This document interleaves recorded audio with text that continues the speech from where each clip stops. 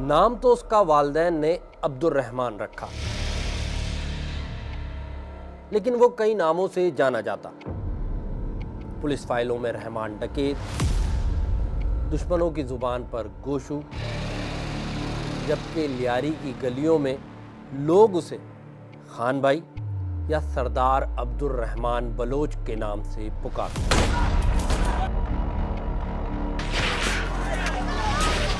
रहमान जब बचपने में था थोड़ा सा इसने होश संभाला। मैंने आपको कहा ना कि ये लोग मुर्सी बदमाश थे, ये घर से बदमाश थे।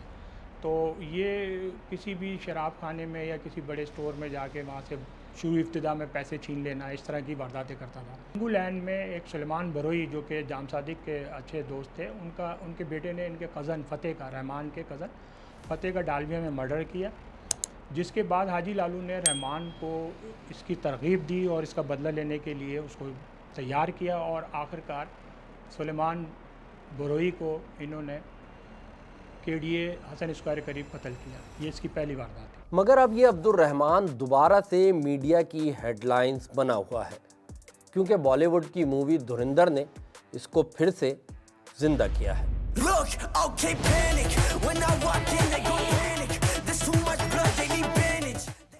लियारी जो कभी स्पोर्ट्स और कल्चर से जाना जाता था, वहाँ पैसे और ताकत को हासिल करने के लिए दोस्त दुश्मन बन गए। अरशद पप्पू और रहमान डकैत। अरशद के वालिद का नाम लाल मोहम्मद उर्फ हाजी लालू था। अरशद पप्पू और रहमान में इख्तिलाफ सबसे पहले 2002 के एंड में शुरू हुआ, जब हाजी लालू जिसने रहमान को तैयार किया, उसको सब कुछ जराइम में लाया और उसकी मावनत की, तो रहमान ने इसको सिंध बलूचिस्तान जो ट्रांसपोर्ट यूनियन थी उसका सरबराह बनाया था और उससे महीने की जो पैसे भत्ता कलेक्शन जो जमा होता था वो एक कसीर रकम थी। उस रकम को ये आपस में बांटते थे।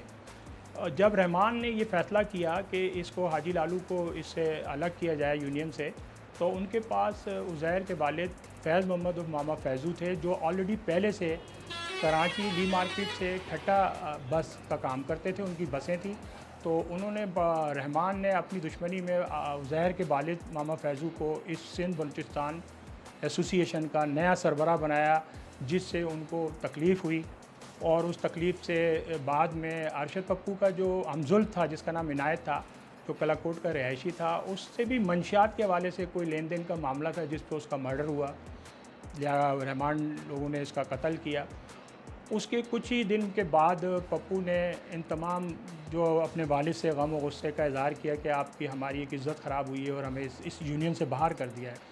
उसके बाद उन्होंने जनाब उसको मामा फैज़ू को सिंगुलैंड अपने घर के पास से अगवा करके ले गए और ले जाकर उस पर तशद्दुद किया, कुछ डिमांड भी की, लेकिन वो डिमांड के अलावा उन्होंने उसका मर्डर कर दिया और उसको डास के इलाके रेलवे लाइन पर उसकी लाश फेंक के चले गए। यहाँ से गैंगवार का 2003 में पहली बार आगाज़ हुआ।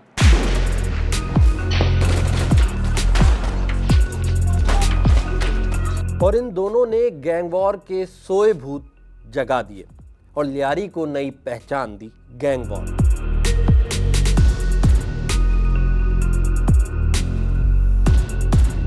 दो 2003, 4, 5, 6 में लियारी के हालात ऐसे थे जैसा कि नोगो एरिया, इलाका गैर, लेकिन लियारी भी एक इलाका गैर था। इसीलिए इलाका गैर था, लियारी इलाकों में बटा हुआ था। कुछ इलाके अरशद पप्पू के पास थे, कुछ इलाके रहमान के पास थे। इसमें रहमान डकैत जो है वो बड़ा ग्रुप था। उसमें उज़ैर बलोच, नूर मोहम्मद और बाबा लाडला, उस्ताद ताजू, शफी पठान, जब्बार जेंगू। लेकिन अरशद पप्पू के जो लड़के थे ना, जैसे कि गफ्फार जिगरी, सत्तार पेड़ा, राशिद रेका, बड़े नाम थे उसके। लेकिन जब अरशद पप्पू जब लियारी आता था ना, खौफ होता था।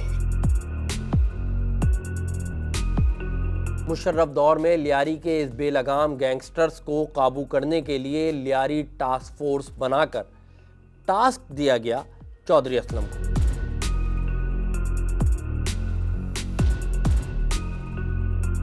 जिसके बाद चौधरी असलम ने रहमान की तलाश में बलूचिस्तान के इलाके हब में छापा मारा, लेकिन वहां होने वाले मुकाबले में चौधरी असलम समेत कई पुलिस एहलकार जख्मी हो गए।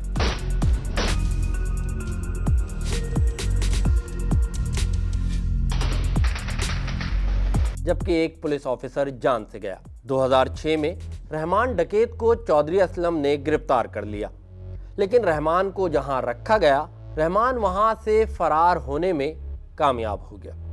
इसी दौरान रहमान का दुश्मन अरशद पप्पू जेल चला गया।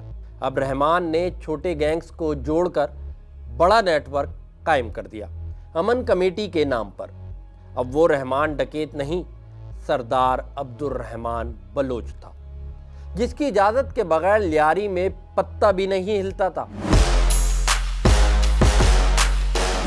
खान भाई का एक खूबी था, उसने पूरा अपने कानून बनाया हुआ था। जैसा कि जंगल का कानून नहीं होता, लेकिन वहां होता है इंसाफ का कानून किया था। ना लियारी में कोई चोरी करेगा, ये खान भाई का कानून था। ना लियारी में कोई मुंशियात भेजेगा, ये खान भाई का कानून था। किसी ने अगर बाइक चोरी की है तो उसके घर पे एक मैसेज जाता था कि आपके बेटे ने ये हरकत की है। उसके माँ बाप को मैसेज जाता था, इसको समझा लो। नेक्स्ट मैसेज, फिर वही उसी की शिकायत आती थी उसी लड़के की, तो नेक्स्ट मैसेज जाता था कि अपने लड़के को समझा लो। तीसरा मैसेज नहीं जाता था, तीसरा उसकी बॉडी जाता था। ये होता था रहमान का को। इसी वजह से लियारी में ना कोई मंशियात बेचता था, ना कोई चोरी करता था। लेकिन जब रहमान पूरी ताकत हासिल कर चुका था, वो सियासत में आने के लिए तैयार था, तभी किस्मत ने उसकी दास्तान का आखिरी सफ़ा लिख दिया, एनकाउंटर की शक्ल में। जब चौधरी असलम ने एक मुबैना पुलिस मुकाबले में रहमान डकैत को मार दिया।